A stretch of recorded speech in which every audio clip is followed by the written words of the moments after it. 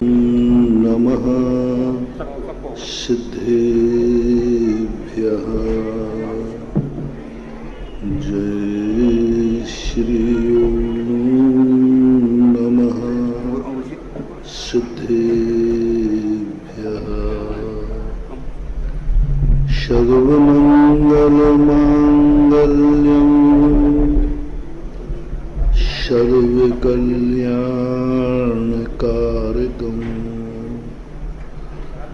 प्रधानं सर्वधर्माणां जैनं जयतु शासनं जैनं जयतु शासनं। पंच परमेष्टि भगवान की आचार्य श्री गुरुवर कुंद कुंद महाराज की आचार्य श्री गुरुवर विद्या सागर महाराज की परम पूज्य व्यापक सदन जगत पूज्य मुनि पुंगव सुधा सागर जी महाराज की जय। मुनि संघ की जय। प्रसंग चल रहा है कि व्यक्ति यह सोच सोच करके परेशान है कि हमारी खुद की जिंदगी हम खुद अपने अनुसार नहीं जी पा रहे हैं। हमारा सब कुछ जीवन हमारे प्रतिकूल निकल रहा है। हम जो करते हैं उससे उल्टा होता है। हम जो नहीं सोचना चाहते वो मन में विचार आते हैं, जो हम कभी नहीं सोचते कि हमारे मन में ऐसे विचार आना चाहिए, लेकिन वही विचार बार बार मन में आते हैं। हमें नहीं सोचते कि हमें क्या देखना चाहिए, लेकिन हम वही देखते हैं जो हम देखना नहीं चाहते। सब कुछ उल्टा हो रहा है और ये दुनिया में सदा से होता है। लेकिन कभी क्या कभी उल्टा भी होता है कि जो हम चाहें वही होगा, जो हम देखना चाहें वही दिखेगा, जो हम करना चाहें वही करेंगे। ऐसा भी होता है क्या? होता है। ऐसा भी देखने में आया है। इसी का नाम साधना है, इसी का नाम भक्ति है, इसी का नाम धर्म है। धर्म का और कोई कार्य नहीं है। तुम्हारी जिंदगी का कंट्रोल तुम्हारे हाथ में आ जाए। जितने भी धर्म होते हैं, लोग समझ नहीं पा रहे कि ये धर्म क्यों बनाए गए, क्यों बनाया गया भगवान, और क्यों पूछे हम भगवान को, क्यों करें हम भगवान की भक्ति। यदि वो भगवान हैं तो हैं, हमें उनसे क्या लेना देना है। वो भगवान हैं, ठीक है, होंगे भगवान, हम उनके पीछे क्यों घूमें, हम उनकी भक्ति क्यों करें, हम उनकी पूजा क्यों करें। कई बार लोगों के मन में ये ऐसे प्रश्न उठ जाते हैं, लेकिन फिर कोई समाधान कर देता है कि नहीं, इनके हाथ में सब कुछ है, इसलिए इनसे बना के चलो। भगवान के हाथ में सब कुछ है, इससे इनको प्रसन्न करके चलो। तो व्यक्ति फिर खुशामद करने लग जाता है, कभी पूजा के नाम पर, कभी भक्ति के नाम पर। यह भी व्यक्ति की बहुत बड़ी भूल है, क्योंकि भगवान यदि खुशामद से प्रसन्न हो जाए तो ना जाने कितने पापी भगवान को ठग ले गए। भगवान सर्वज्ञ, उसको क्या खुशामद करोगे, उसको क्या ठगोगे तुम? वो ठगा जाने वाला है ही नहीं। दूसरे प्रसंग आते हैं कि किस लिए भगवान हमें कोई रास्ता दिखा दें। कुछ नहीं, ये सब चीजें व्यर्थ है। भगवान के भरोसे कभी जिंदगी मत छोड़ना, नहीं तो नैया डूबेगी तुम्हारी। किसी किनारे पर बैठे हुए व्यक्ति का विश्वास कर लेना, यदि तुम नैया डूब रही है तुम्हारी, तो उसको चिल्लाओगे तो वो तुम्हें फिर भी नदी में कूद करके बचा लेगा। लेकिन भगवान के भरोसे तुमने जिंदगी छोड़ दी, तुम डूबोगे। भगवान कभी नहीं बचा सकता। भगवान हमारी जिंदगी में कभी काम नहीं आएगा, कभी काम नहीं आएगा। बिल्कुल कि ये सारी बातें बहुत रहस्यमयी हैं। सारी दुनिया का हर व्यक्ति हमारे काम आ सकता है, लेकिन भगवान काम नहीं आएगा। सारी दुनिया तुम्हारे लिए कुछ सहयोग दे सकती है, भगवान सहयोग नहीं देगा।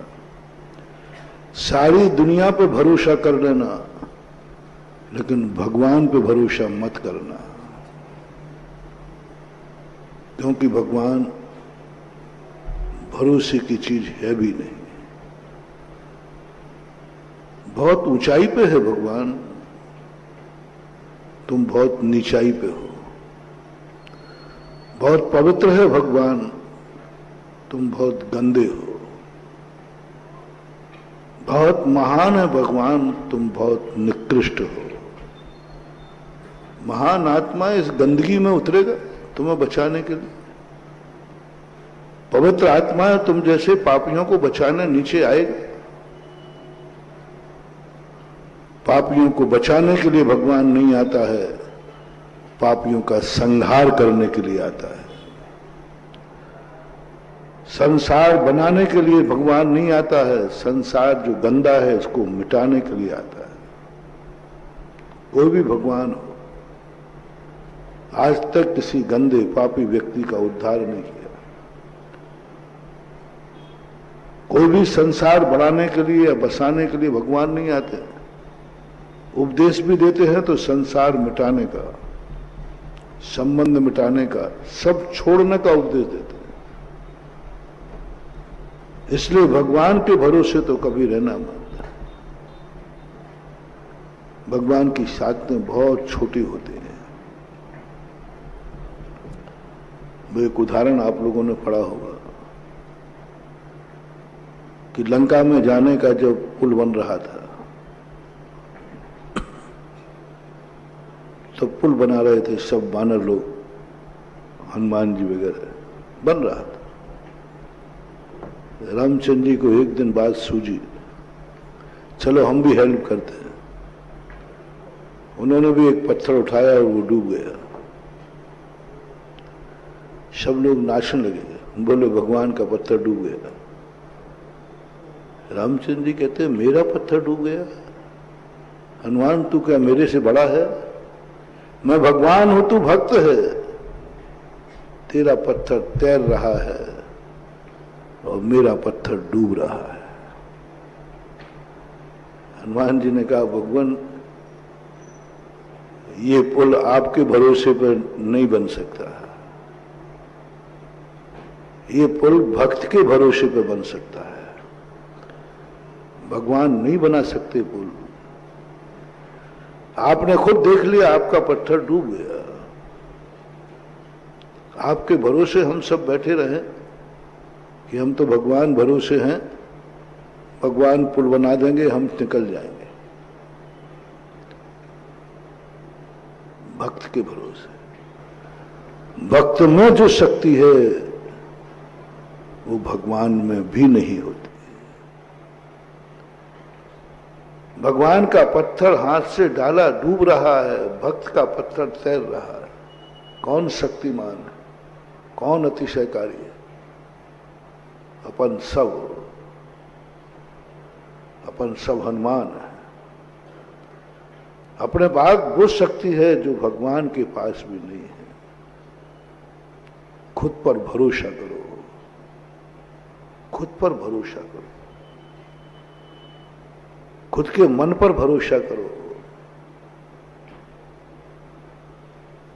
खुद की भक्ति पर भरोसा करो, अपनी आंखों पर भरोसा करो, अपने परिवार पर भरोसा करो, अपने पैरों पर भरोसा करो, सब पे भरोसा करो, भगवान पर नहीं। भगवान तो यदि आएगा तो उसका तो पत्थर डूबना निश्चित है, क्योंकि भगवान सिंहासन पर ही शोभा देता है। बड़ा आदमी फील्ड पे काम करेगा तो बड़ा आदमी नहीं रहेगा।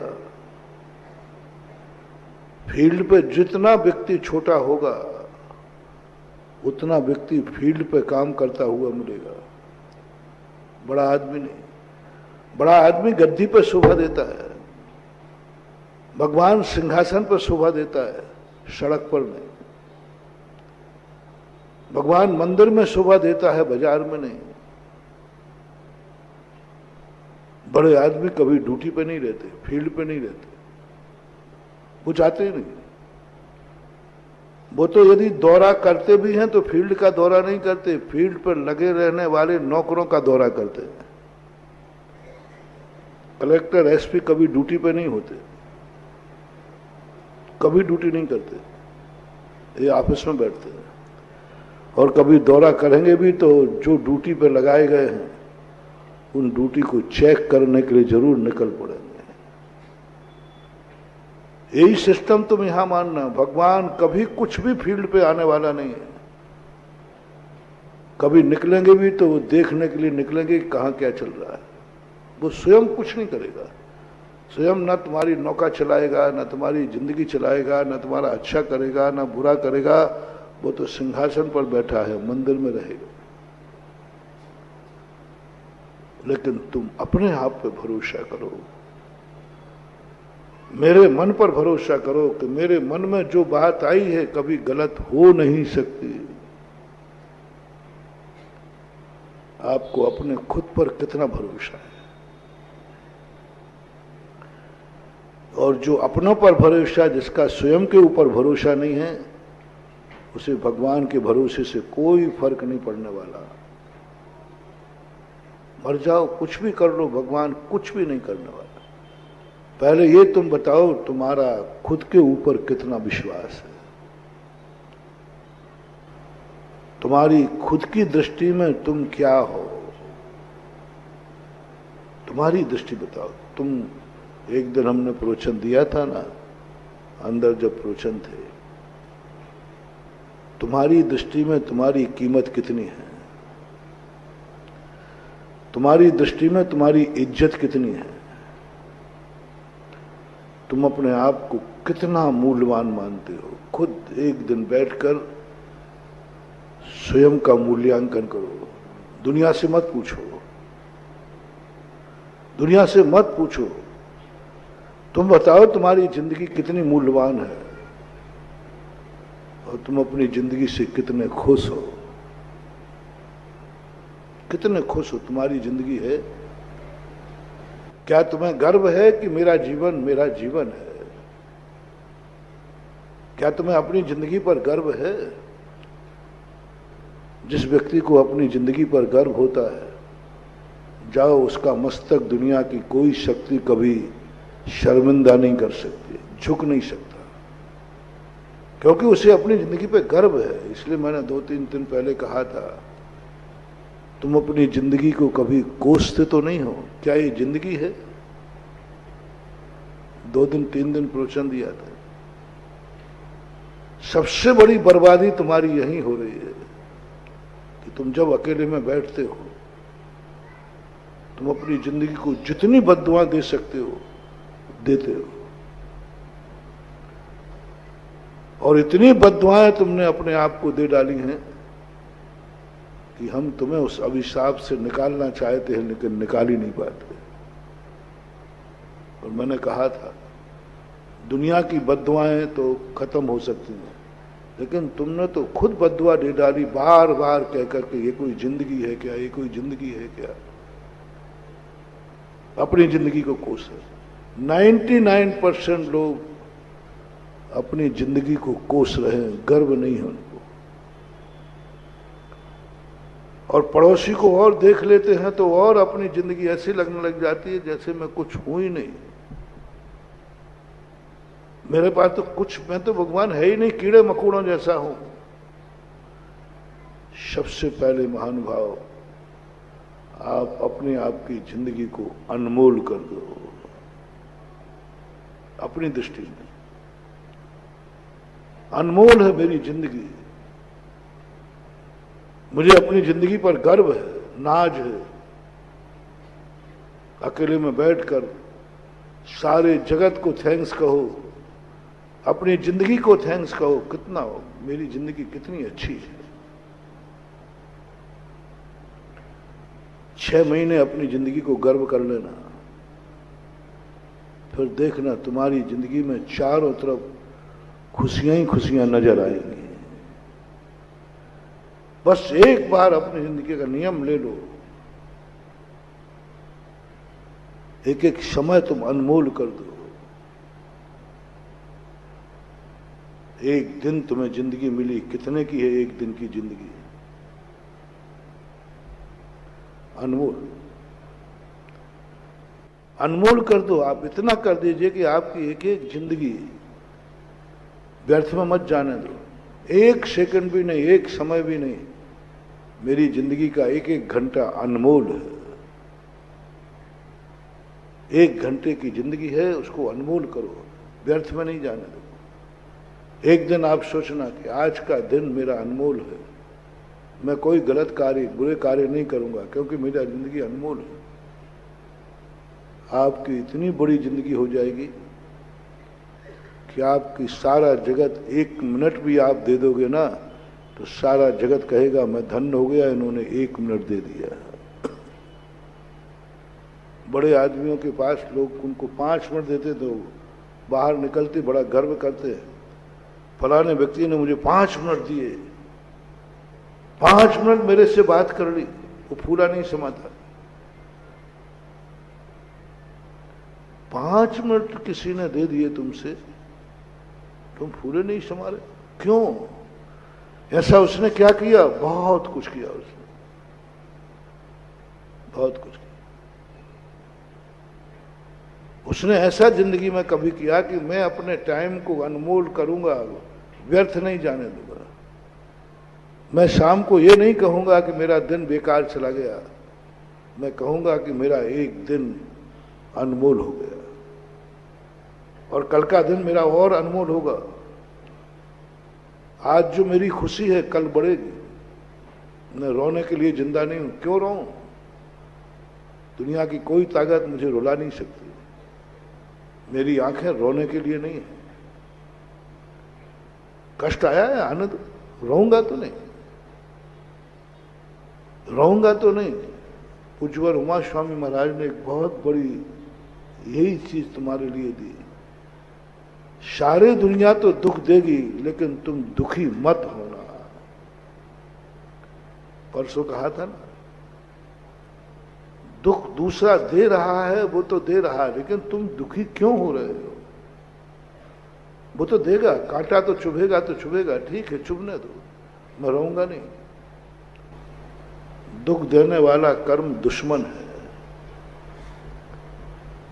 चाणक्य की एक नीति है, दुश्मन के सामने कभी रोना मत, दुश्मन के सामने कभी दीनहीन मत बनना, दुश्मन के सामने कभी भी अपने आप को असमर्थ घोषित मत करना, नहीं तो वो उसी क्षण मसल देगा। कितना भी दुख आ जाए, दुश्मन के सामने सदा हंसते रहो। दुश्मन के सामने इसको एहसास कराओ कि तूने इतना मेरा विनाश किया लेकिन मेरा तू कुछ भी नहीं बिगाड़ पाया। और जैसे ही तुमने असमर्थ हुए, वो चाहते यही था। उमा स्वामी महाराज ने खोज की, कर्म हमारा दुश्मन है, कर्म दुख देने के लिए आया है। और यदि तुम रो पड़े, कर्म कहता मेरा काम हो गया, रुलाने के लिए तुम्हें आया था। इसलिए तुमने साधु संतों को देखा होगा, कितने कष्ट आ जाए उनके चेहरे का तेज खत्म नहीं होता, वो कभी रोते नहीं। कभी आप साधु से पूछना,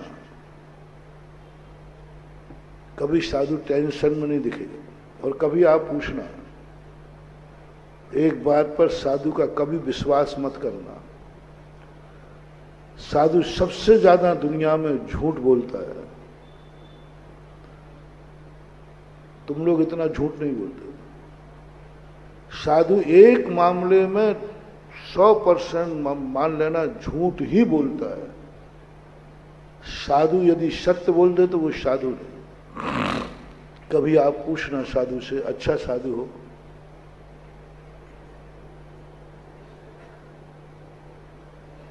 तुम्हें किसी ने कहा कि साधु का स्वास्थ्य खराब है, तो तुम चले जाना। ठीक है, मैं महाराज से पूछ के आता हूं। आप लोगों की आदत भी है, किसी का स्वास्थ्य खराब हो तो पूछने पहुंच जाते हो, क्यों साहब मैंने सुना आपकी तबीयत ठीक नहीं है। ऐसे ही महाराजों के पास पहुंच जाते, महाराज जी तबीयत कैसी है? ठीक है। कैसे हो महाराज? साधुओं का एक पैटर्न है, ठीक है। तुम लौट के वापस चले गए।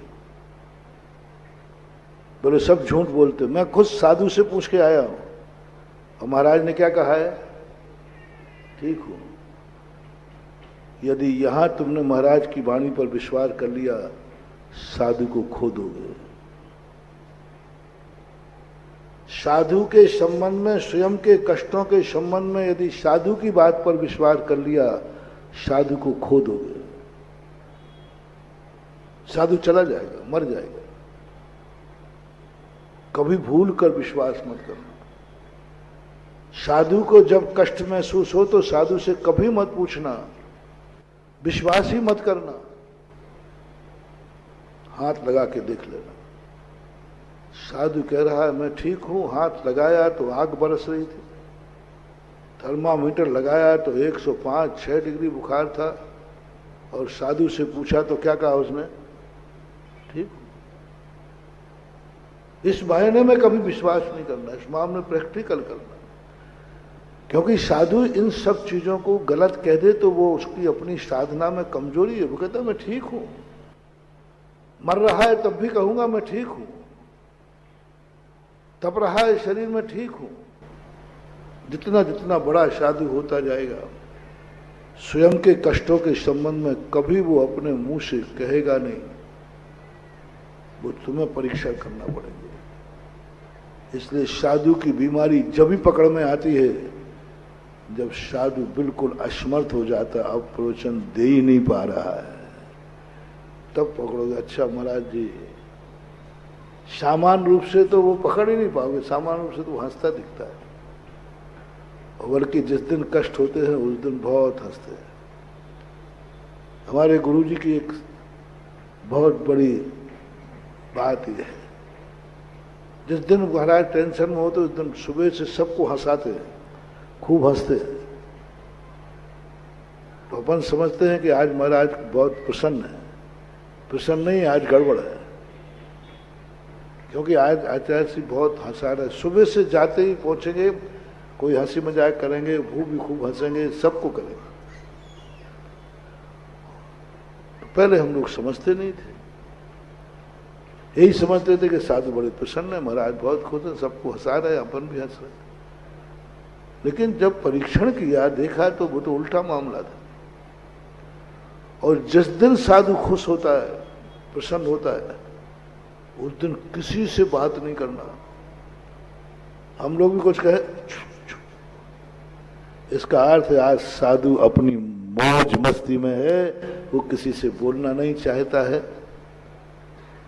एकदम शांत सीरियस, कोई बोलने का मन नहीं है। बात तुम क्या समझोगे? आज महाराज जी का दिमाग ठीक नहीं, आज महाराज जी का दिमाग ठीक नहीं है, किसी से बोल ही नहीं रहे, किसी को आशीर्वाद नहीं दे रहे हैं, किसी की तरफ देख नहीं रहे हैं। मानवा समझ लेना, आज साधु बहुत आनंद में है और वो आनंद लेना चाहता है, समय बर्बाद नहीं करना चाहता है। और जिस दिन तुम्हारे साथ कोई मनोरंजन की बात कर रहा है, समझ लेना साधु को कोई टेंशन है, उस टेंशन को भुलाना चाहता है, उस टेंशन को हंसी में निकालना चाहता है, वो टेंशन का दिन हंसते हंसते गुजारना चाहता है। इसलिए प्रतिकूल परिस्थितियों में साधु सावधान रहता है, अपने आप को खुश करने का प्रयास करता है। आप देखना कभी जिस दिन महाराज का आहार ठीक होवे, उस दिन चेहरे पर कोई खास प्रसन्नता नहीं होगी, और जिस दिन अंतराय हो जाए उस दिन देखना महाराज का चेहरा, अंतराय आते ही हंस जाएंगे। प्रतिदिन आहार पूरा करते हुए आज हंस के नहीं बैठते, जैसे ही बाहर में मजा आ गया, और हंसते हुए बैठेंगे, हंसते हुए बैठेंगे। आप अक्सर कर देखना, साधु को अंतराय आते ही हंसेगा, हंसते हुए बैठेगा और हंसते हुए आशीर्वाद देगा और हंसते हुए वहां से निकलेगा, और दिन भर उसके चेहरे पर खुशी की नजर आएगी। और जिस दिन बहुत बढ़िया आहार हुआ है, आशीर्वाद ही दे देवे तो बहुत बड़ी बात है, वो देखेगा ही नहीं। तुम समझ रहे हो महाराज जी को शायद आहार में कोई गड़बड़ नहीं हुआ। प्रतिकूल परिस्थितियों को हंसते हुए गुजारो, रोते रोते हंसना सीखो, हंसते हंसते रोना। ये कोई कम साधना नहीं है महानुभाव। भले ये गाने के रूप में आ गया, लेकिन हमारे शास्त्रों की ऋचाओं में ये सूत्र है, कभी रोना भी आए तो हंसते हंसते रो पड़ना, किसी को पता न चल जाए कि तुम रो रहे थे या हंस रहे थे।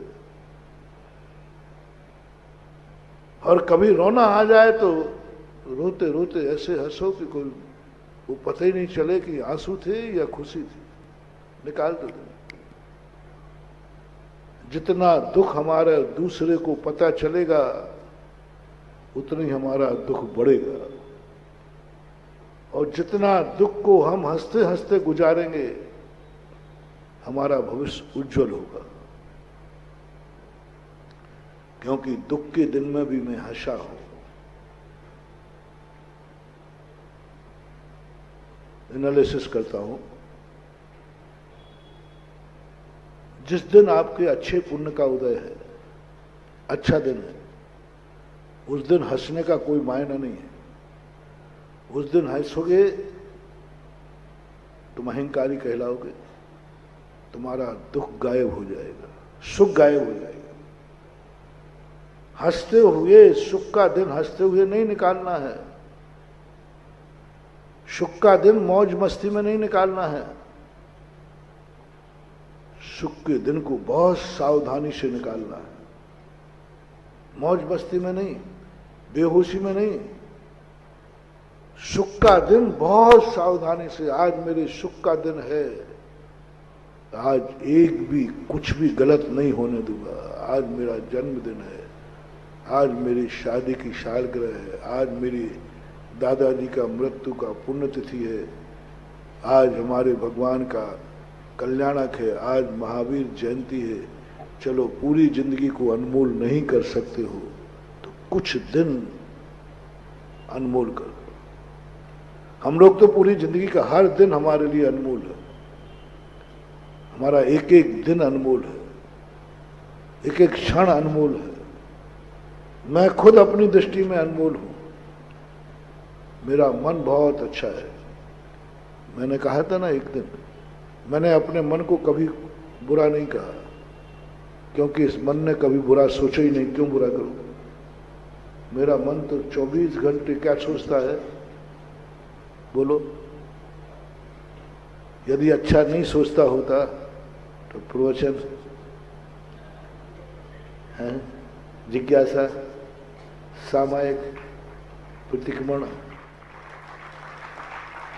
सबूत है, प्रमाण है तुम्हारे सामने कि मैंने अच्छा कितना मेरा मन कितना अच्छा है, कभी बुरा आता ही नहीं इस मन में। कोई बुरा विचार आता ही नहीं, कोई बुरा कभी सोचने में ही नहीं आ रहा बुरा। मैं अपने मन को कैसे बुरा कहूं? मेरा मन तो जब भी देखो, जब कुछ भी सोचता है अच्छा सोचता है। मेरा जब भी सोचता है मन या तो स्वयं का कल्याण है और थोड़ा बाहर जाऊं तो तुम्हारा कल्याण है, अच्छा ही अच्छा सोचता है। कभी मैंने मन के सामने इतनी अच्छाइयां रख दी हैं कि उसका मन कभी बुराई पर जाता ही नहीं। मन को इतना संस्कार दे दिया है। मनुष्य का मन है रे। किसका मन है? मेरा नहीं, वो मैं पहले कह चुका हूं। मेरा मन है, ये बात करो। आज मैं कह रहा हूं ये मन किसका है? मनुष्य का। कुत्ते के पास भी मन है, गिद्ध कौवे के पास भी मन है, तुम्हारे पास भी मन है। दोनों में कोई अंतर है क्या? जिनका कुत्ते के समान मन होता है, कुत्ते को कितना भी अच्छा पालो, कितना भी संस्कार दो, कितना भी ऐसी गाड़ी में घुमाओ, लेकिन जैसे वह पट्टा खोल दो तुरंत वो गंदगी पे जाके बैठता है, गंदगी घूरे पे जाएगा। कुत्ते का नेचर है। थोड़ा सा ऐसे छोड़ दो, गिद्ध कितना भी ऊंचा उठ जाए,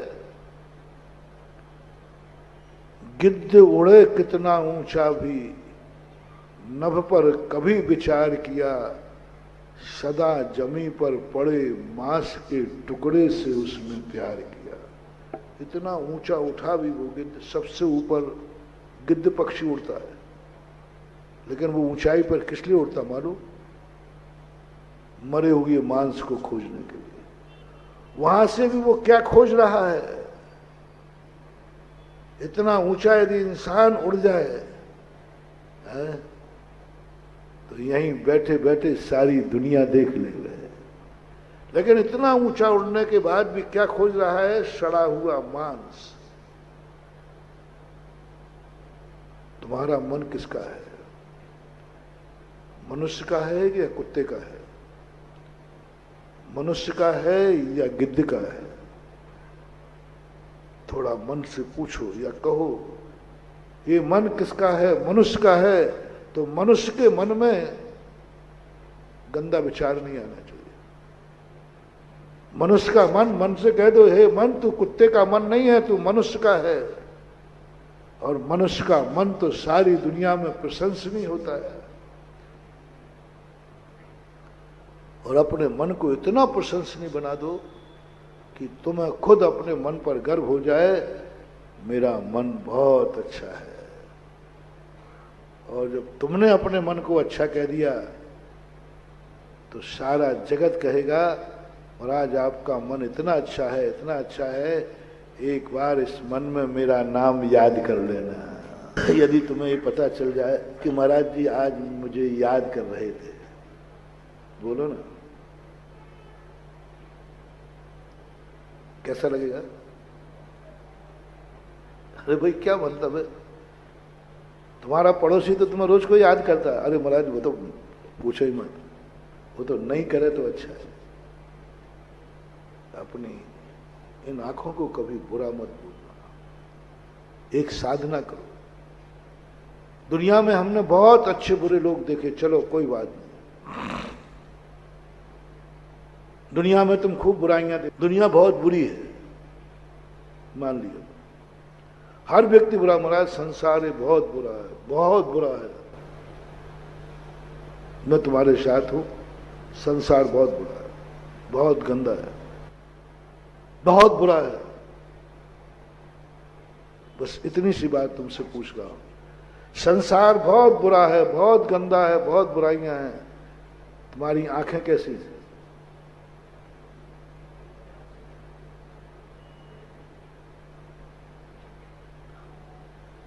ये तो तुम्हारी है ना, कैसी है? पूछ लो, ऐसे कहने से मतलब नहीं चलेगा। पूछ लो अपनी आंख से, देखो तुम्हारी आंख कैसी है। क्या इस आंख ने कभी बुरा नहीं देखा है? आंख ने कितने बार बुरा देखा है। अब दुनिया को तुम बुरा कहने वाले, तुम अपनी आंख को भी अच्छा नहीं बना पाए, दुनिया को क्या खाक बनाओगे? क्या खाक बनाओगे? तुम अपनी आंख को अच्छा नहीं बना, इतनी सी आंख है छोटी, उस आंख ने तुम्हारा इतना बुरा देखती है, इतना बुरा देखती है कि सामने वाले को यह कहना पड़ता है इसकी आंख फूट जाए, ये मुझे घूर करके देख लिया है। क्या हो गया? तुम्हारी आंख इतनी गंदी हो गई, इतनी गंदी हो गई कि सामने वाला कहता है इसकी आंख फूट जाए, ये मुझे घूर करके देख रहा है। जाओ महानुभाव, संसार में तुम्हें कहीं अच्छा स्थान नहीं पाएगा, तुम अपनी आंख भी अच्छी नहीं कर पाए। क्या कह सकते हो दावे से मेरी आंख बहुत अच्छी है? आज तक इसने बुरा नहीं देखा, बुरा नहीं देखा। दो बात है, गांधी जी का सिस्टम अपनाओ या मेरा सिस्टम अपनाओ। गांधी जी कहते बुरा मत देखो, आंख बंद कर लो, बंदर बना के दिखा दिया। मैं तुम्हारी आंख बंद नहीं कराऊंगा, नहीं कराऊंगा। महावीर अपने भक्त की आंख को बंद नहीं कराते, वो कहते हैं मुझे विश्वास है मेरी आंख, मेरे भक्त की आंख कभी गंदगी होती नहीं, वो जो भी देखेगा अच्छा देखेगा, जिसे भी देखेगा अच्छा देखेगा, जिसे भी देखेगा अच्छा देखेगा, जिसे भी देखेगा अच्छा देखेगा, बुरा देख ही नहीं सकता। क्या तुम दावा कर सकते हो मेरी आंख ने कभी बुरा नहीं देखा?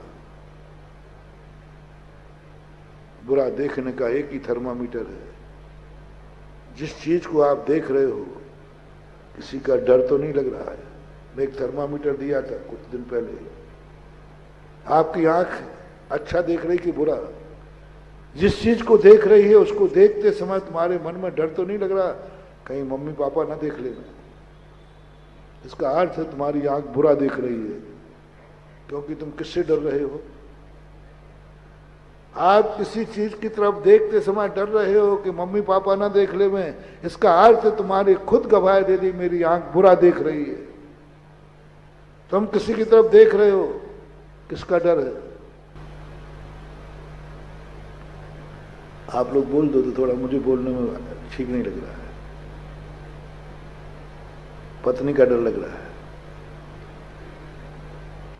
कहीं तुम देख रहे होगे तो देखना, पत्नी तो क्यों क्या कर रहे? अरे कुछ तो नहीं, ये रटा हुआ शब्द है आपका, और आप एकदम कांप जाएंगे। तुम्हारी आंख तुम्हारी पत्नी की दृष्टि में इतनी गंदी है कि तुम उससे भी डर रहे हो, तुम बेटे से डर रहे हो,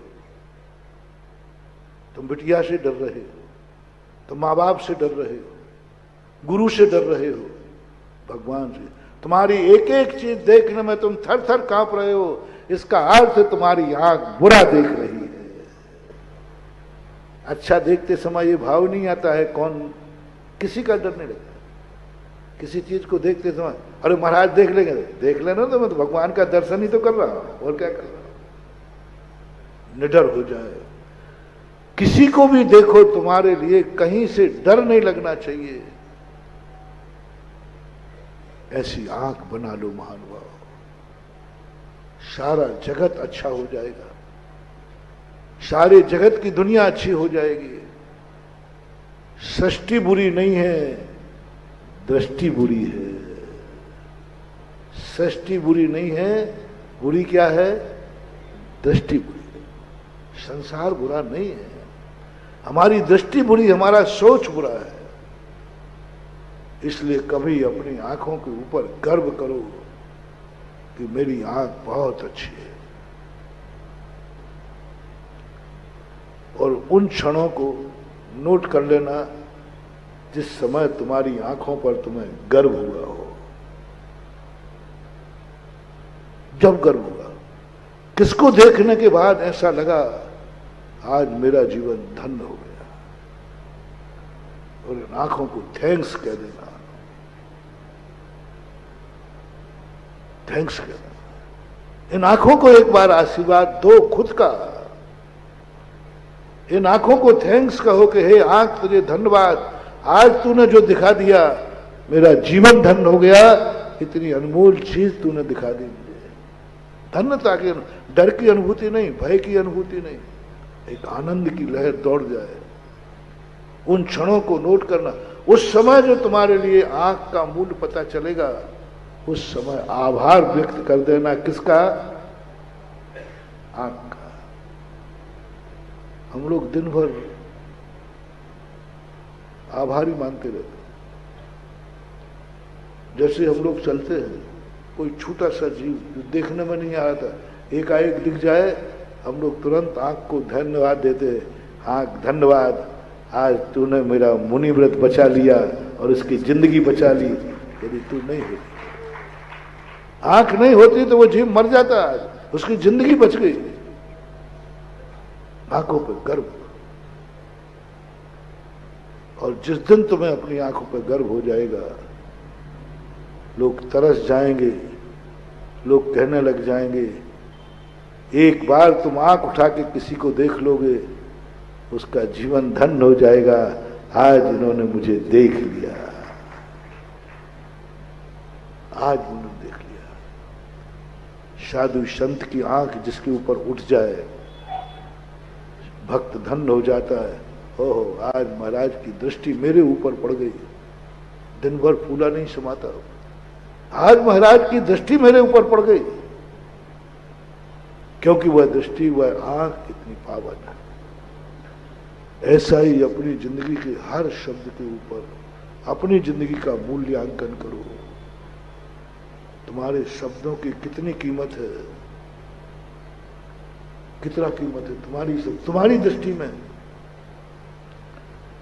क्या तुम्हें कभी महसूस हुआ मेरी जबान अनमोल है, आज तक इस मुख से जो निकला है वही होके रहा है, वही हुआ है, अन्यथा निकल ही नहीं सकता मेरे में, क्योंकि मेरी जबान पर मैंने कभी किसी का बुरा नहीं विचारा, मैंने कभी बुरा शब्द नहीं बोला, मैंने कभी किसी के नाश करने का शब्द नहीं बोला।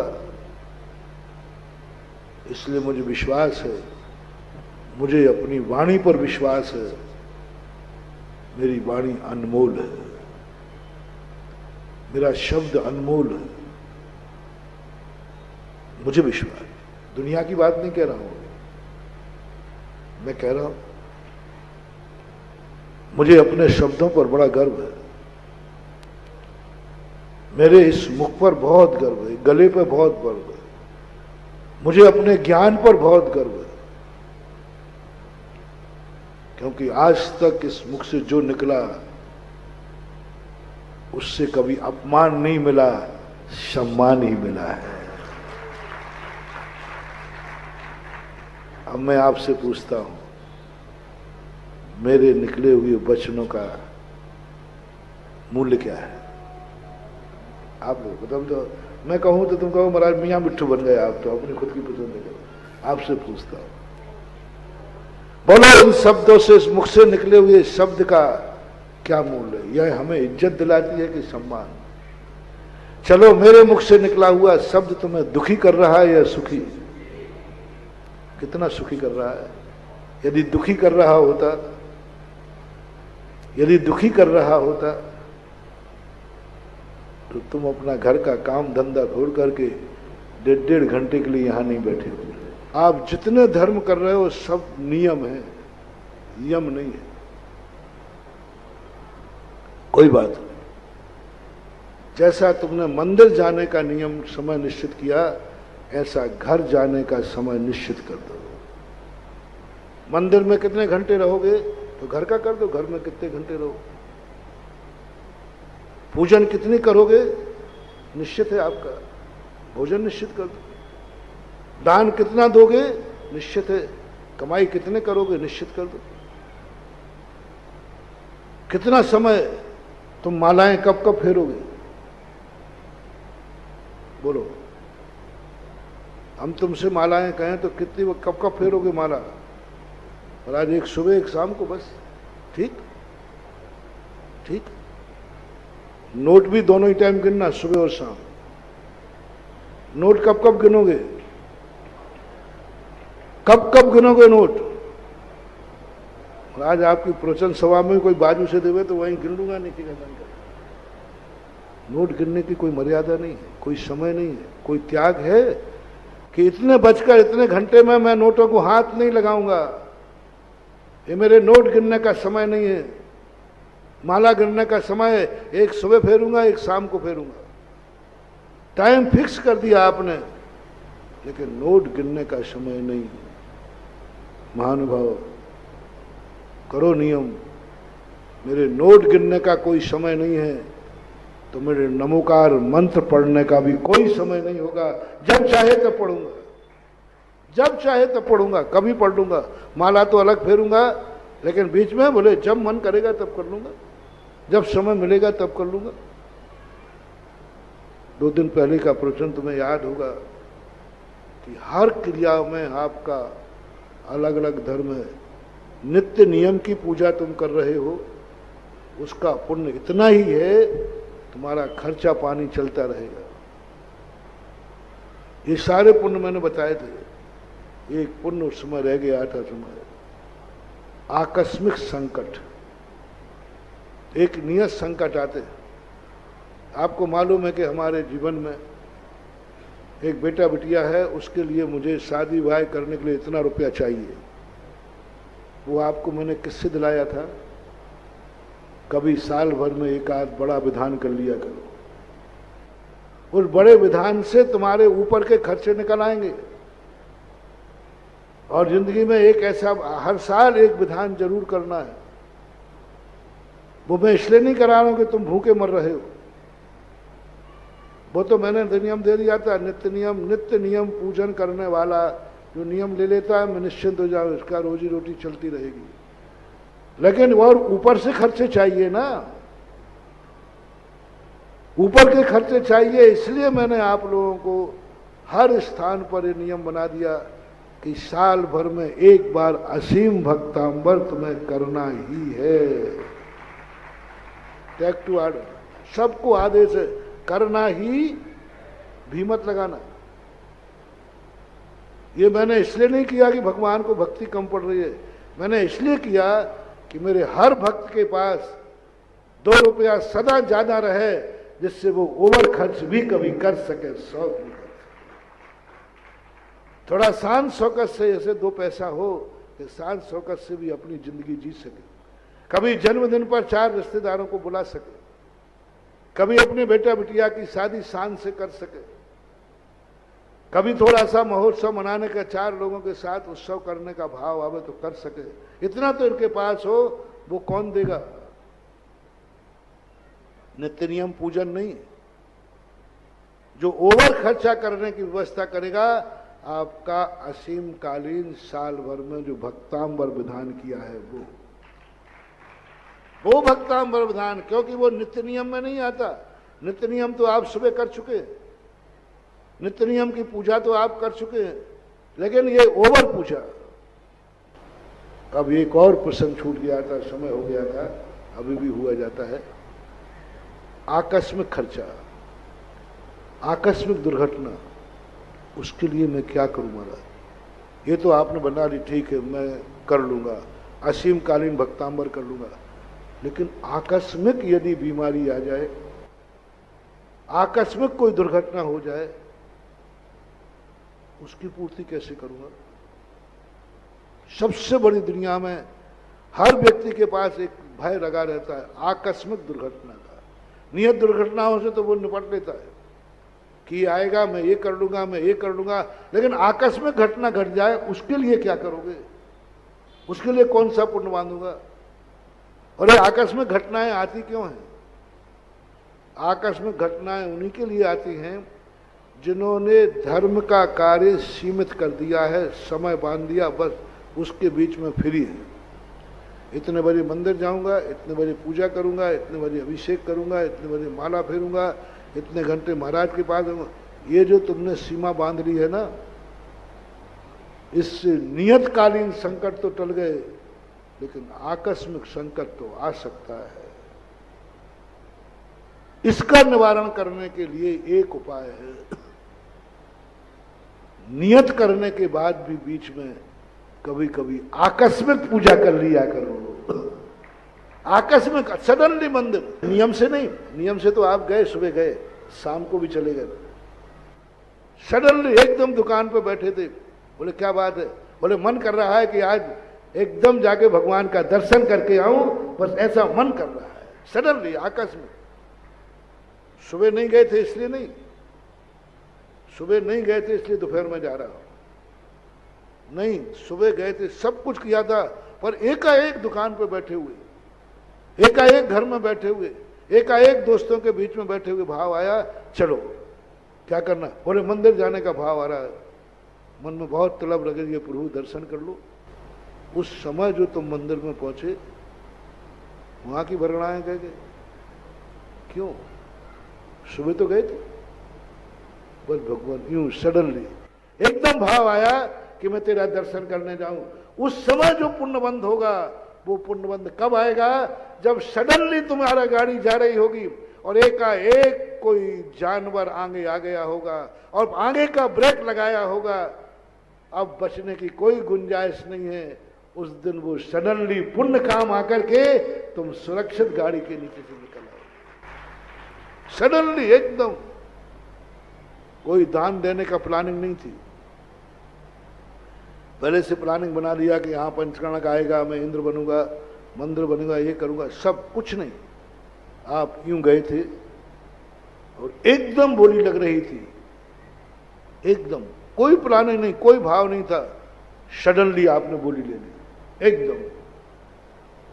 लोगों ने कहा आप तो, बोले एकदम, कोई प्लानिंग, बोले नहीं, यूं बोली लग रही थी, बैठा भी यूं था, बोली लेने के लिए नहीं बैठा था, लेकिन बस भाव आ गया, मन कर रहा है ये बोली मैं ले लूं, सडनली, आकस्मिक।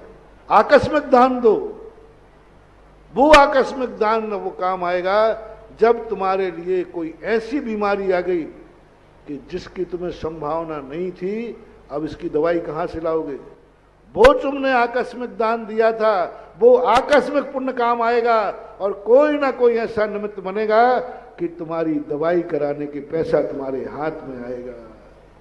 इसलिए नियत दान, असीम दान, और एक कौन सा दान हो गया, आकस्मिक। नियत धर्म, असीम धर्म और आकस्मिक। नियत मंदिर, अनियत मंदिर और आकस्मिक मंदिर। नियत स्वाध्याय, असीम स्वाध्याय और आकस्मिक, आकस्मिक स्वाध्याय।